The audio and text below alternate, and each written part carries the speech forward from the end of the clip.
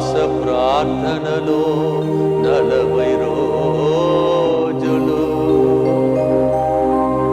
సిలువ యాత్రలో 40 రోజులు, రక్షణ యాత్రలో 40 రోజులు, దెబ్బలను పొంది స్వస్థతనిచ్చే రోజులివి, దివ్యలోకపు దీవెనలు కురిసే రోజులివి. నాదా కలువరి నాదా,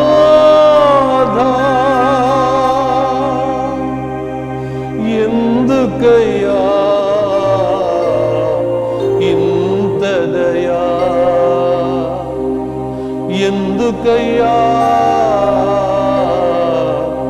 ఎందుకయ్యా ఎందుకయ్యా ఇంత దయా. యేసయ్యా యేసయ్యా యేసయ్యా యేసయ్యా.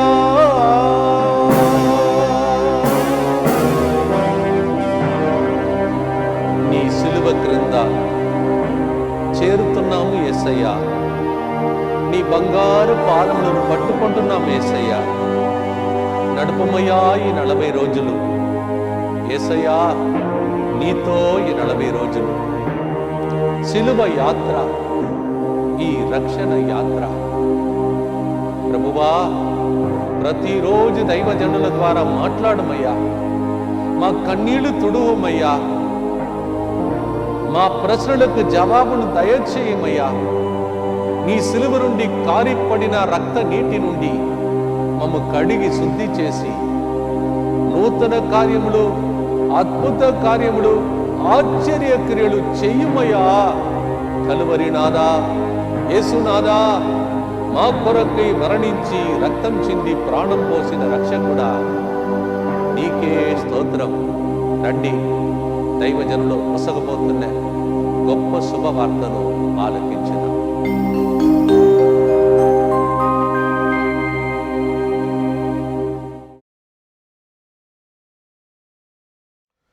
క్రీస్తునాథుని యందు మిక్కిలి ప్రియమైన సహోదరి సహోదరులారా, నిన్నటి దినమున మీరందరూ కూడా దేవాలయానికి వెళ్ళారు. మరి నిన్నటి రోజున యావత్ ప్రపంచమున కథోలిక తిరుసభ విభూది బుధవారాన్ని కొనియాడింది. మీరు దేవాలయానికి వెళ్ళినప్పుడు, విభూది బుధవార దివ్య పూజా బలిలో పాల్గొన్నప్పుడు గురువులు మీ నొసటి మీద ఆ యొక్క పవిత్రమైన ఆశీర్వదించబడిన బూడిదని అప్లై చేయటము, రుద్దటము, నీ నుదుటిని అలంకరించటము, సిలువ గుర్తు వేయటము మీరు చూసి ఉన్నారు. మరి దీని యొక్క అంతర్యం ఏంటి ప్రియులారా? ఎందుకంటే మనము తపస్కాలాన్ని ప్రారంభించాము. ఈ తపస్కాలం యొక్క ఉద్దేశం ఏంటి? ఎందుకు విభూది బుధవారంతో విభూదిని మనం నుదటి మీద అప్లై చేసుకొని రాసుకొని మనం విభూది బుధవారాన్ని, మన యొక్క తపస్కాలాన్ని, శ్రమల కాలాన్ని మనం ప్రారంభిస్తున్నాము. దీనిలో ఉన్న లోతైన అంతర్యం ఏంటి? మొదటగా మనం గమనించాలి, ఈ తపస్సు కాలం అనేది, ఈ శ్రమల కాలం అనేది ప్రియులారా, దేవుడు మనకిచ్చిన ఒక అనుగ్రహ కాలము, ఒక కృపా కాలము. మనల్ని మనము దేవునికి దగ్గరగా చేకూర్చుకునే సమయం ఇది. మరి ఎందుకు మన నుదుటి మీద ఈ విభూది యొక్క అర్థం ఏంటి? విభూదిని నుదుటి మీద రాసుకోవటంలో ఉన్న అంతర్యం ఏంటి? విభూది బుధవారంతో మనం ఎందుకు ఈ యొక్క తపస్కాలాన్ని ప్రారంభిస్తున్నామంటే, పరిశుద్ధ గ్రంథమును శోధిస్తే ప్రియులారా మనకి కొన్ని ముఖ్యమైన లోతైన మర్మములు బయలుపరచబడుతూ ఉన్నాయి. మొదటగా మనం చూసినట్లయితే ఆదికాండము 3వ అధ్యాయము 19వ వచనంలో మనం చదవచ్చు. ఎందుకంటే గురువు నీ నుదుటి మీద ఆ యొక్క విభూదిని సిలువ గుర్తు ఆకారంలో రుద్దినప్పుడు ఆ గురువు నీతో ఈ విధంగా పలుకుతున్నాడు, మట్టి నుండి వచ్చిన నీవు తిరిగి మట్టిలో కలిసిపోతావని. మరి ఎందుకు గురువు నీతో ఈ మాట చెప్తున్నాడు? మీరందరూ కూడా నిన్నటి దినమున ఈ మాట విని ఉన్నారు. మట్టి నుండి వచ్చిన నీవు తిరిగి మట్టిలోనే చేరుతావని చెప్పి గురువు ఆ నుదుటి మీద ఆ యొక్క విభూతిని ఇలా శిలువాకారంలో రుదుతూ నీతో పలికి ఉన్నాడు.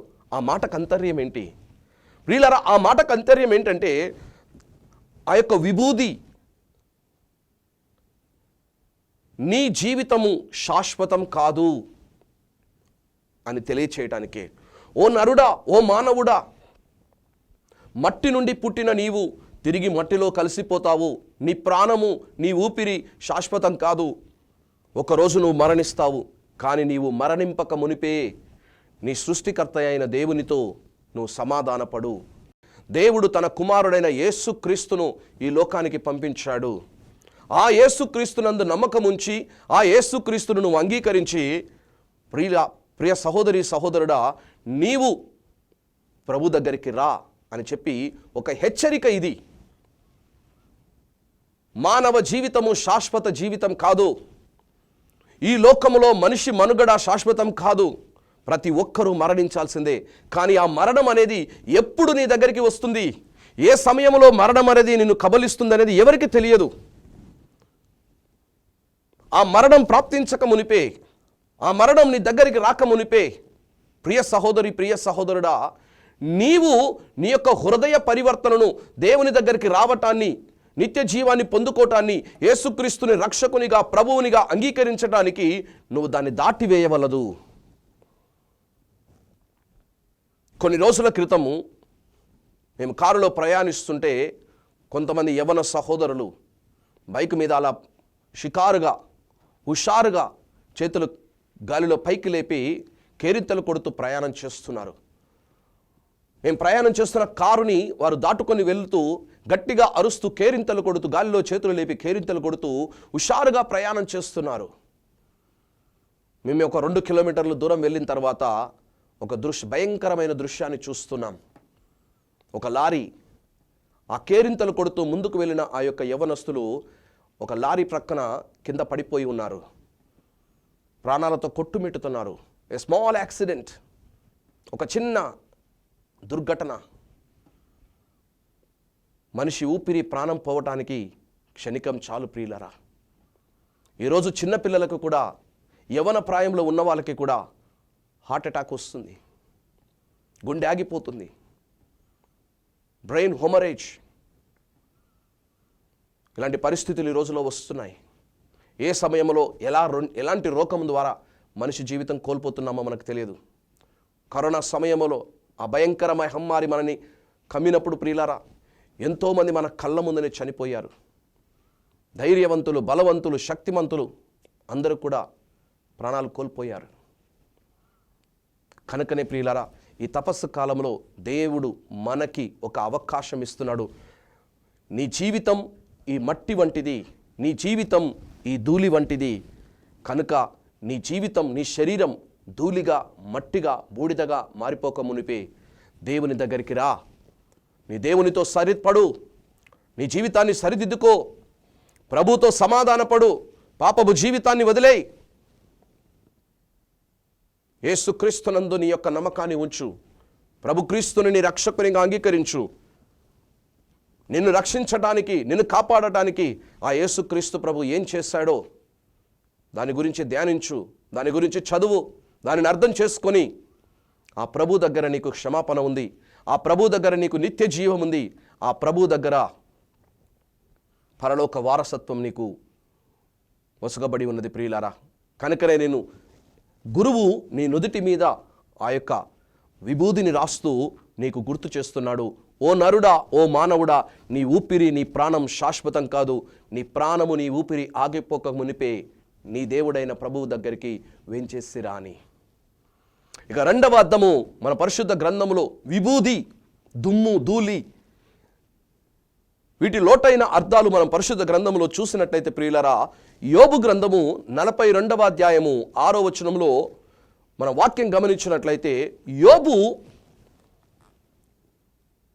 దేవుని విషయంలో, దేవుని గురించి మాట్లాడటంలో తాను తప్పు చేశానని గ్రహించి ఆయన ఈ విధంగా అంటున్నాడు, దుమ్మును ధూళిని బూడిదను తన శిరస్సుపై వేసుకొని ఆయన పశ్చాత్తాపడుతున్నాడంట.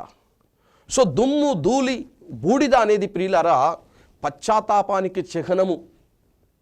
ఎవరైతే పశ్చాత్తాపడాలనుకుంటున్నారో, హృదయ పరివర్తన చెందాలని అనుకుంటున్నారో అలాంటి వారందరికీ కూడా ప్రియులారా ఇది ఒక పశ్చాత్తాప సూచక క్రియగా ఉన్నది. పాత నిబంధన గ్రంథములో ఇశ్రాయేలీ ప్రజలు లేకపోతే ఇండివిజువల్స్ కొంతమంది వ్యక్తిగతంగా తమ పశ్చాత్తాపాన్ని వ్యక్తపరచడానికి వాళ్ళు బాహ్య రూపంగా ఏం చేసేవాళ్ళంటే తమ రాజవస్త్రములను తీసివేసి గోనెపట్టలు దాల్చి తలపై బూడిద చల్లుకొని ప్రియులరా తమ యొక్క విచారాన్ని, చేసిన పాపం పట్ల తమ యొక్క విచారాన్ని దేవుని ముందు వ్యక్తపరిచేవాళ్ళు. So it's a sign and symbol of true repentance. మరి ఆ యొక్క విభూది బుధవారం రోజున నిన్నటి దినమున గురువు నీ నిదటి మీద ఆ యొక్క విభూదిని చల్లాడు అంటే, శిలువాకారంలో వేశాడు అంటే ప్రియులారా గురువు కథోలిక తిరుసభ నిన్ను ఆహ్వానిస్తూ ఉంది. ఎందుకు ఆహ్వానిస్తుందంటే నిజమైన పరివర్తన, నిజమైన పశ్చాత్తాపం కలిగి ఉండాలని చెప్పి నిన్ను ఆహ్వానిస్తూ ఉంది. ఏ విధంగా దుడుకు చిన్నవాడు తప్పిపోయిన కుమారుడు తండ్రి నుండి దూరంగా వెళ్ళిపోయాడో, ఒక భయానక దీనహీన స్థితిలో ఉన్నాడు, పందులలో మేపే స్థితిలోనికి చేరిపోయాడు, తనకున్నదంతా వెచ్చించాడు, విచ్చలవిడిగా ఖర్చు పెట్టాడు, విచ్చలవిడి జీవితాన్ని జీవించాడు, చివరికి తన చేతిలో ఏమీ లేదు, ఒక బికారిగా మారిపోయాడు. పందులు తినే ఆహారాన్ని తినడానికి వాడు ఆశపడ్డాడు. అలాంటి ఒక భయంకరమైన హీనస్థితికి దిగజారిపోయాడు. మరి అలాంటి సమయంలో ప్రియులారా మీరు గుర్తుంచుకోవాలి, ఆ దుడుకు చిన్నవాడు, ఆ తప్పిపోయిన కుమారుడు తన తండ్రి ఇంటిని జ్ఞాపకం చేసుకున్నాడు. ఏ విధంగా తన తండ్రి ఇంటిలో అనేక మంది సేవకులు కడుపు నిండా భోజనం తింటున్నారు, మంచి జీవితాన్ని కలిగి ఉన్నారు. కనీసం కొడుకుగా, కుమారుడిగా ఉండటానికి అర్హత లేనట్లయితే ఒక సేవకునిగా తన తండ్రి ఇంట్లో ఆ అర్హత కల్పించమని చెప్పి ఆలోచించి నేను నా తండ్రి ఇంటికి తిరిగి వెళ్తానని చెప్పి ఆ పాత జీవితాన్ని వదిలిపెట్టి కనువిప్పు కలిగి వాడు లేచి తండ్రి ఇంటికి బయలుదేరాడు. అవును ప్రియ సహోదరి సహోదరుడా, గురువు ఎప్పుడైతే నీ నుదుటి మీద ఆ యొక్క విభూదిని చల్లాడో దాని అర్థం లే, నీ పాప స్థితిని వదిలిపెట్టు, నీ పాత జీవితాన్ని వదిలిపెట్టు, పాపపు జీవితాన్ని వదిలిపెట్టు, తండ్రి ఇంటికి తిరిగిరా, హృదయ పరివర్తనతో పశ్చాత్తాపంతో తండ్రి దగ్గరికి తిరిగిరా అని చెప్పి ప్రియులారా ఆ దేవాతి దేవుడు నిన్ను పిలుస్తున్నాడని గురువు నీకు తెలియపరుస్తూ ఉన్నాడు. మరి దేవుని దగ్గరికి రావటానికి, నీ పాత జీవితాన్ని వదిలిపెట్టడానికి, పాప క్రియలను వదిలిపెట్టడానికి నువ్వు సిద్ధంగా ఉన్నావా? ఆలోచించు ప్రియ సహోదరుడి, ప్రియ సహోదరుడా.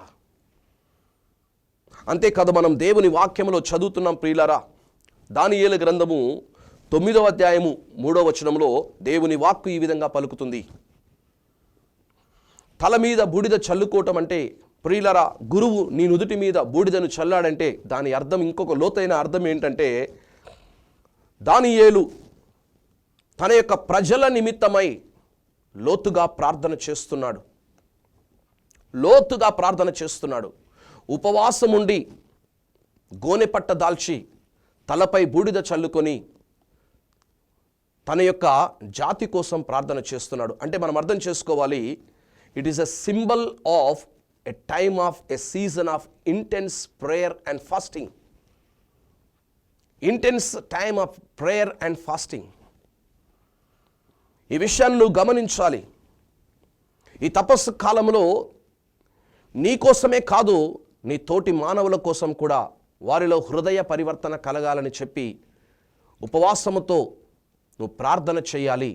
ప్రార్థనలో సమయాన్ని గడపాలి, ప్రార్థనలో దేవుని దగ్గరికి రావాలి, ప్రార్థన జీవితాన్ని పునర్నిర్మించుకోవాలి. ఎందుకంటే దేవునికి నీకు మధ్య ఉన్న కనెక్షన్ ప్రియులరా ఆ ప్రార్థన లేకుండా దేవునికి నీకు మధ్య సంబంధం అనేది ఏర్పడదు. ప్రార్థన ద్వారా మాత్రమే నీవు దేవునికి దగ్గరగా తీసుకొని రాబడుతున్నావు. ప్రార్థన ద్వారా మాత్రమే దేవునికి సమీపముగా రాగలుగుతున్నావు. ప్రార్థన ద్వారా మాత్రమే అతి పవిత్రమైన దేవుని సన్నిధులను అడుగు పెట్టగలుగుతున్నావు. ప్రార్థన లేకుండా ప్రియులారా నువ్వు దేవుని తెలుసుకోలేవు. ప్రార్థన లేకుండా ప్రియులారా నువ్వు దేవుని దగ్గరికి రాలేవు. అందుకనే దానియేలు ఏం చేస్తున్నాడంటే తల మీద బూడిద చల్లుకొని గోనెపట్ట తాల్చి ఉపవాసంతో ప్రార్థన చేస్తున్నాడు. ఏ టైమ్ ఆఫ్ ఇంటెన్స్ ప్రేయర్. తన కోసం కాదు, తన ప్రజల కోసం. తన ప్రజలు పాపం చేశారని చెప్పి వారిని మన్నించమని చెప్పి వారిని క్షమించమని చెప్పి వారి కోసం కూడా ప్రార్థన చేస్తున్నాడు. అంటే గురువు నీకు హెచ్చరిస్తున్నాడు, గురువు నీకు జ్ఞాపకం చేస్తున్నాడు. ఇది నీ ఆత్మ రక్షింపబడటమే కాదు, నీవు కాపాడబడటమే కాదు, నీవు దేవుని దగ్గరికి రావటమే కాదు, నీలో హృదయ పరివర్తన కలగటమే కాదు, నీ కుటుంబ సభ్యుల కోసం కూడా నువ్వు ప్రార్థన చేయాలి. నీ భర్త రక్షింపబడాలి, నీ భార్య రక్షింపబడాలి, నీ బిడ్డలు రక్షింపబడాలి, అమ్మా నాన్న రక్షింపబడాలి, తల్లిదండ్రులు రక్షింపబడాలి, తోబుట్టువులు రక్షింపబడాలి, నీ చుట్టూ ఉన్న ఇరుగు పొరుగు వారు రక్షింపబడాలి, నీ స్నేహితులు రక్షింపబడాలి, అదేవిధంగా నీ గ్రామంలో ఉన్న వాళ్ళు రక్షింపబడాలి. నీతో పాటు వారిలో కూడా హృదయ పరివర్తన కలగాలి. వారి కోసం నువ్వు ప్రార్థన చేయాలి, విజ్ఞాపన చేయాలి. దేవుడు వారి పాపాలను మన్నించి వారిని కరుణించమని, వారిని కూడా పరలోకానికి వారసులను చేయమని, వారు కూడా రక్షణ పొందుకోవాలని, యేసుక్రీస్తు చిందిన రక్తము, ఆ రక్తంలో వారు శుద్ధి చేయబడాలని, వారు కడగబడాలని చెప్పి ప్రియులరా నీవు కూడా కన్నీటితో ఉపవాసముతో వారి కోసం ప్రార్థన చేయాలి. It is a period of a time of intense prayer. ఈ 40 దినములు, ఈ ఉపవాస దినములు ప్రియులారా శ్రమల కాలము, ప్రార్థన చేసే సమయము, ప్రార్థించే సమయము. మిగతా సీజన్లో, మిగతా సామాన్య కాలములో ప్రియులారా నువ్వు కొద్ది సమయాన్ని వెచ్చిస్తూ ఉంటే ఈ యొక్క తపస్సు కాలంలో ఆ సమయాన్ని ఇంకా కొద్ది ఎక్కువగా నువ్వు దేవుని సన్నిధిలో హెచ్చిస్తూ ఉన్నావు. ఎందుకు సమయాన్ని గడుపుతున్నామంటే ఆ గడిపిన సమయంలో నువ్వేం చేయాలంటే యేసుక్రీస్తు శ్రమలను గురించి ధ్యానం చేయాలి. ప్రభు శ్రమల మీద నీ యొక్క దృష్టి పెట్టాలి. ఏ విధంగా ప్రభువు నీ కోసం శ్రమలు అనుభవించాడు, ఏ విధంగా ప్రభువు నీ కోసం బాధలు అనుభవించాడు, ఏ విధంగా ప్రభువు అవమానింపబడ్డాడు, ఏ విధంగా ప్రభువు హేళన చేయబడ్డాడు, ఏ విధంగా ప్రభువు శిలువ మీద అంటగొట్టబడ్డాడు, వాటన్నిటిని కూడా నువ్వు ధ్యానిస్తూ ఉంటే ప్రియులారా ఆ ప్రభువు మీద నీలో ప్రేమ పెరుగుతూ ఉంది. అలా ప్రేమ పెరిగినప్పుడు మళ్ళా పాపపు జీవితానికి వెళ్ళటానికి నువ్వు అంగీకరించవు. ఆ ప్రభువు కోసం, ప్రభువు నీ కోసం ఏం చేశాడో నువ్వు అర్థం చేసుకోగలుగుతావు.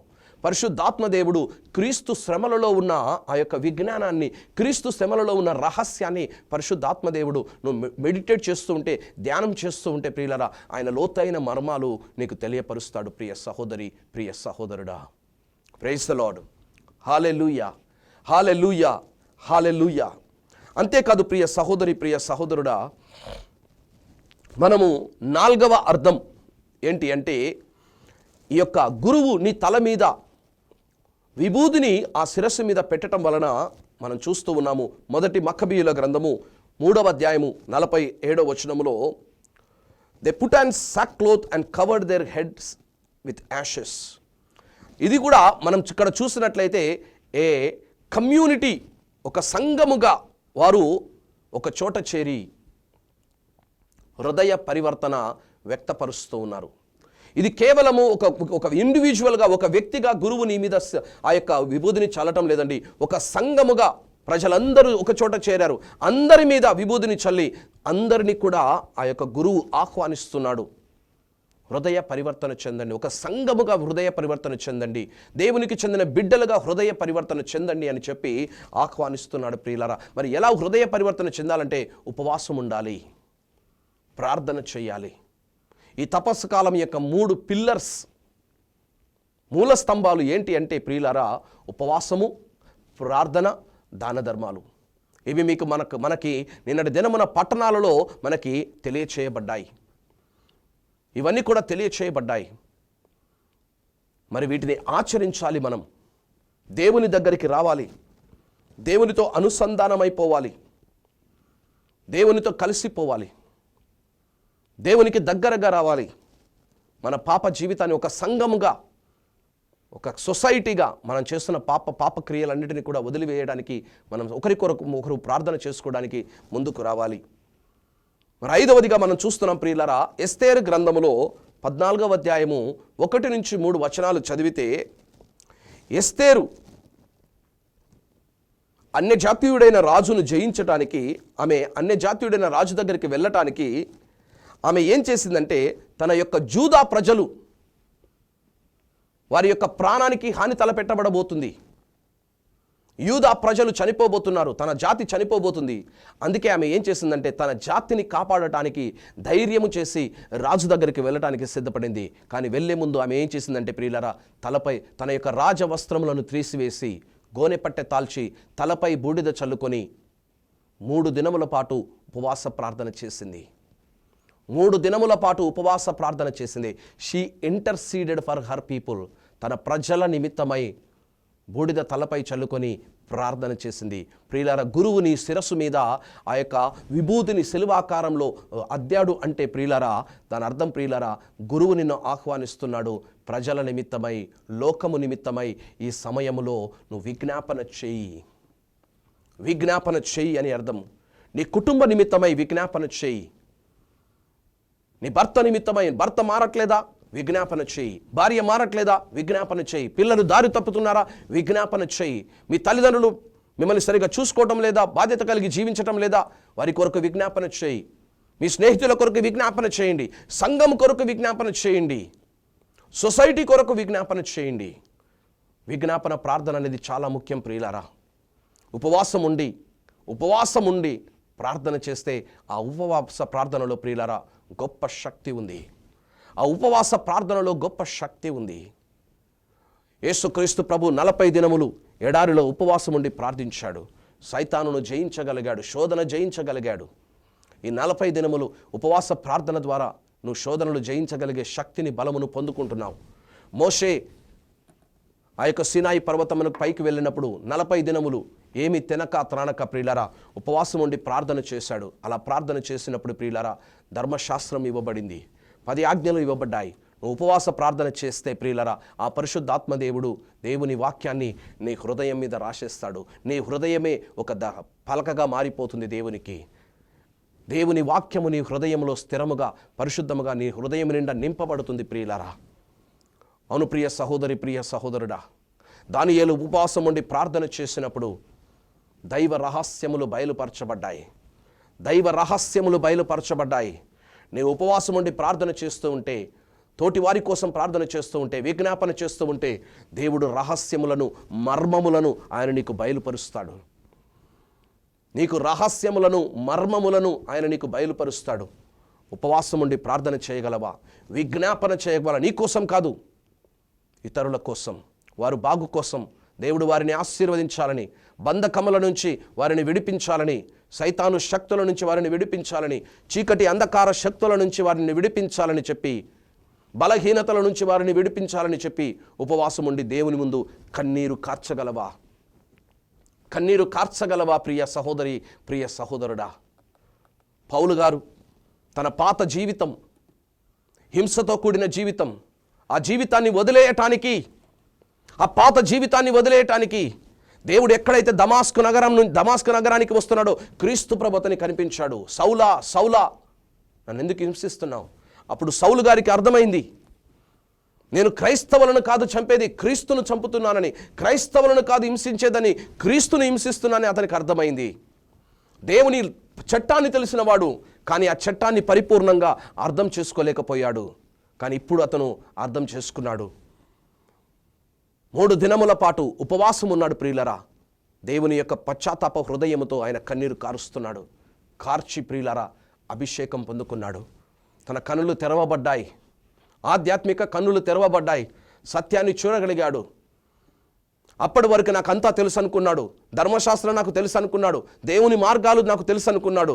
కానీ ప్రియులరా ఎప్పుడైతే ఆయన దేవుని సన్నిధిలో నిలబడ్డాడో, ఆ నిలబడినప్పుడు ప్రియ సహోదరి, ప్రియ సహోదరుడా, దేవుని ద్వారా కనులు తెరవబడి పరిశుద్ధాత్మతో నింపబడ్డాడు ప్రియులారా. ఆత్మశక్తితో నింపబడ్డాడు ప్రియులారా. మరి ఈరోజు నువ్వు పౌలు గారి వలె 3 దినముల పాటు ఆయన ఉపవాసం ఉన్నాడు. కానీ వారానికి ఒకసారి ఆయన ఉపవాసం ఉండి ప్రియులారా దేవుని సన్నిధిలో నీ ఆధ్యాత్మిక కన్నులు తెరవాలని, సత్యాన్ని నువ్వు తెలుసుకోవాలని చెప్పి, పరిశుద్ధాత్మతో నింపబడాలని చెప్పి, దేవుని యొక్క రహస్యములు, మర్మములు బయలుపరచబడాలని చెప్పి నువ్వు కన్నీటి ప్రార్థన చేయగలవా? ఆలోచించు ప్రియ సహోదరి, ప్రియ సహోదరుడా.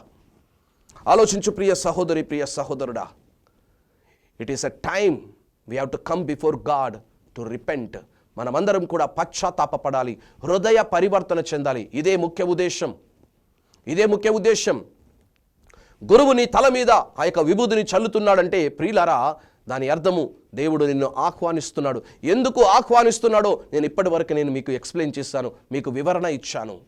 అంతేకాదు, ఈ తపస్సు కాలంలో మనం పట్టణాలను చూసినట్లయితే ప్రియులారా, ముఖ్యంగా ప్రతి పట్టణం కూడా మనల్ని ఆహ్వానిస్తుంది హృదయ పరివర్తన చెందమని, ప్రభు దగ్గరికి రమ్మని, రా నా దగ్గరికి రా అని చెప్పి వాక్యం పిలుస్తూ ఉంది. అందుకనే మనం చూస్తున్నాం మత్తయి సువార్త 11వ అధ్యాయం 21వ వచనంలో మనం చూసినట్లయితే యేసుక్రీస్తు ప్రభు కొరాజీను పట్టణమును గురించి, బెత్సైదా పట్టణమును గురించి, తూరు సీదోను పట్టణాల గురించి ఈ విధంగా మాట్లాడుతున్నాడు. ఈ పట్టణాలలో నివసించే వాళ్ళందరూ కూడా తలపీద బూడిద చల్లుకొని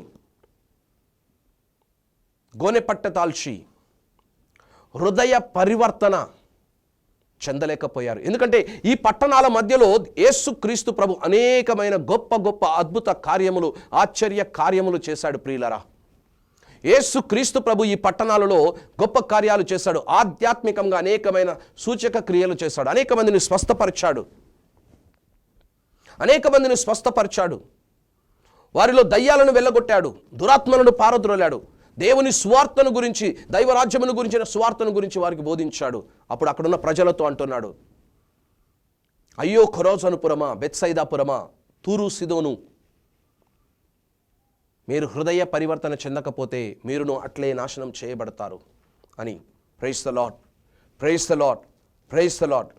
ప్రియ సహోదరి, ప్రియ సహోదరుడా, తల మీద బూడిద చల్లుకోవటము అది మన యొక్క నేచర్, మన జీవితము శాశ్వతం కాదని చెప్పి మనకి గుర్తు చేస్తుంది. It is a symbol of immortality, symbol of mortality. మన జీవితం శాశ్వతం కాదు అని చెప్పి ఒక హెచ్చరిక. దేవునితో సమాధానపడు, దేవుని దగ్గరికి రా అనేది రెండవ హెచ్చరిక. సమాధానపడుతూ నీ హృదయ పరివర్తన చెందు మూడవ హెచ్చరిక.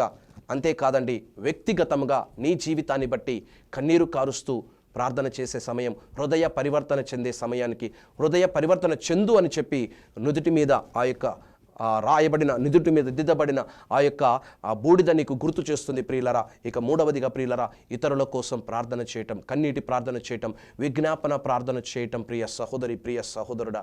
అంతేకాదు ప్రియులరా, it is a time of intense prayer and fasting. లోతుగా ప్రార్థనలో, ఉపవాసంలో, దేవుని సన్నిధిలో, దేవునికి దగ్గరగా రావడానికి మనము సమయాన్ని గడపాలి, సమయాన్ని వెచ్చించాలి ప్రియులారా. అందుకే దేవుడు అంటున్నాడు, మనం చదివిన పట్టణంలో యావేలు గ్రంథము 2వ అధ్యాయము 12వ వచనం చదివితే ప్రియులారా, రిటర్న్ టు మీ, నా చెంతకు రా, నా చెంతకు రండి, నీ పూర్ణ హృదయముతో, ఉపవాసముతో, కన్నీటితో, దుఃఖముతో నా చెంతకు రండి అని చెప్పి ప్రభువు పిలుస్తున్నాడు. ఎందుకు రావాలంటే దేవుడు కరుణామయుడు, దేవుడు కృపామయుడు, ప్రేమ చూపించువాడు, నెనరు చూపించువాడు. ప్రియ సహోదరి, ప్రియ సహోదరుడా, దేవుని దగ్గర క్షమ ఉంది, దేవుని దగ్గర మన్నింపు ఉంది. నువ్వు ప్రభు దగ్గరికి తిరిగి వచ్చినట్లయితే ఆయన నిన్ను మన్నిస్తాడు.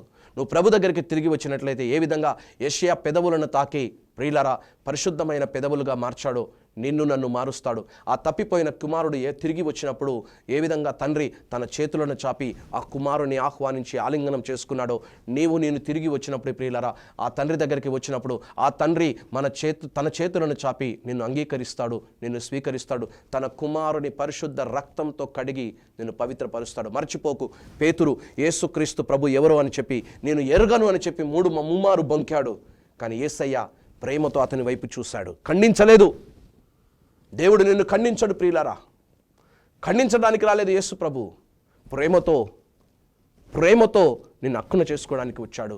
అప్పుడు యేసయ్య అడుగుతున్నాడు పేతురుని, నువ్వు నన్ను ప్రేమిస్తున్నావా అని. ప్రియులారా, ఇది యేసు ప్రభు హృదయం, కరుణ కలిగిన హృదయం, దయ కలిగిన హృదయం. ఈరోజు ప్రభు దగ్గరికి వచ్చి ప్రియులారా ఈ తపస్సు కాలంలో మన జీవితాలను సరిదిద్దుకుందాం, మన నడవడికను సరిదిద్దుకుందాం, మన ఆలోచన తీరును సరిదిద్దుకుందాం, మన యొక్క ఆలోచనలను, తలంపులను మనం సరిదిద్దుకుందాం, మన వెళ్ళే మార్గాలను మనం సరిదిద్దుకుందాం. ప్రభు మనల్ని ఆహ్వానిస్తున్నాడు ప్రియులారా. ఈ యొక్క విభూతి బుధవారము, ఆ యొక్క నీ తల మీద రాయబడిన విభూతి ప్రియులారా, ఈ 40 రోజులు ఈ తపస్సు కాలంలో, ఈ శ్రమల కాలంలో ఒక హెచ్చరిక కానీ మీద ఉండును గాక. Praise the Lord, praise the Lord. Hallelujah, hallelujah, hallelujah. ఒక నిమిషం కళ్ళు మూసుకొని ప్రియులారా ప్రార్థన చేద్దాం. పరిశుద్ధుడైన తండ్రి, నీకు స్తోత్రం ప్రభువా, నీకే మహిమ కలుగును గాక. ఈ యొక్క తపస్సు కాలంలో ప్రభువా మమ్మందరినీ కూడా నీ యొక్క సన్నిధిలోనికి ఆహ్వానిస్తూ ఉన్నాం. ఇదిగో యేసుక్రీస్తుని ఈ లోకానికి నీ కుమారుని ఒక రక్షకునిగా పంపించడం ద్వారా మమ్మల్ని నీతో అనుసంధానం చేసుకుంటూ ఉన్నావు. పరలోక వారసత్వ భాగ్యాన్ని మాకు కలిగిస్తూ ఉన్నావు. నిత్య జీవాన్ని మాకు తిరిగి ప్రసాదిస్తున్నావు ప్రభువా. ఆ క్రీస్తునందు విశ్వాసం ఉంచి మేము మా పాపపు జీవితమును వదిలిపెట్టేలా, మా పాప క్రియలు వదిలిపెట్టేలా, నీ చెంతకు తిరిగి వచ్చేలా ప్రభువా ఆ విభూదిని మా నుదుటి మీద రుద్ది మాకు హెచ్చరిక చేశావు, మాకు జ్ఞాపకం చేస్తున్నావు. నీ చెంతకు తిరిగి రమ్మని, పాప జీవితాన్ని వదిలిపెట్టమని ప్రభువా నీ కృప మాకు దయచేయండి. నీ దైవానుగ్రహం మాకు దయచేయండి ప్రభువా. మాలో హృదయ పరివర్తన కలిగేలా, మా హృదయాన్ని మనస్సును తాకమని అడుగుతున్నాం. ఉపవాసంతో ప్రార్థించేలా ప్రభువా ఆ ప్రార్థన ఆత్మను మాపై కుమ్మరించుము దేవా. ఏ విధంగా దానియేలు నీ సన్నిధిలో ఉపవాసంతో ప్రార్థించాడు, మోషే నీ సన్నిధిని వెతుకుతుకు ప్రభువా 40 దినములు నీ సన్నిధిలో గడిపాడు. ఆ విధంగా ప్రభువా ఉపవసించి ప్రార్థించే కృప మాకు దయచేయమని ప్రార్థిస్తున్నాం తండ్రి. ఏ విధంగా ఏలియా ఉపవాసంతో ప్రార్థన చేశాడు, మేము కూడా ఉపవాస ప్రార్థన చేసే కృపను మాకు దయచేయండి. మా కోసమే కాదు ప్రభా, విజ్ఞాపన చేసే 40 దినములు మా కోసమే కాకుండా విజ్ఞాపన చేసే కృపను మాకు దయచేయమని ప్రార్థిస్తున్నాం తండ్రి. అయ్యా మా హృదయములను స్పర్శించుము దేవా, మమ్ము నూతనముగా మార్చుము దేవా. నీ కృప మాపై ఉండునుగాక. హల్లెలూయా, hallelujah, hallelujah, hallelujah, hallelujah, hallelujah, హల్లెలూయా. ఈ మా ప్రార్థన మా నాథుడైన యేసుక్రీస్తు అతి శ్రేష్టమైన నామములో అడిగి వేడుకొనుచున్నాము తండ్రి. ఆమేన్. సర్వశక్తిగల సర్వేశ్వరుడు పిత, పుత్ర, పవిత్ర ఆత్మ మిమ్మను ఆశీర్వదించి తన కృపతో నింపి నడిపించునుగాక. ఆమేన్.